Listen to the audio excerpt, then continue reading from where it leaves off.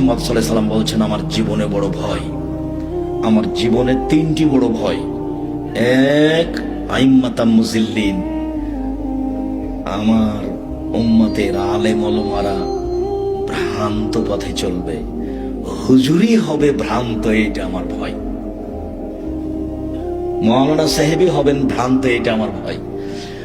আল্লাহুম্মা সাল্লি আলা সাইয়্যিদিনা মাওলানা নাবিয়ানা মুহাম্মদ, এই দুরূদ কোন মূর্খ মানুষ পড়েনি, এক শ্রেণীর আলেম ওলামাই পড়েছেন।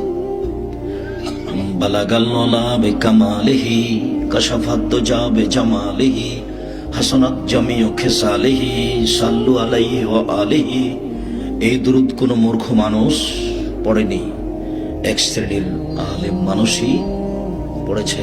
আমার জীবনে বড় ভয়, ভ্রান্ত আলেম হুজুর হবেন ভ্রান্ত, এটা আমার ভয়।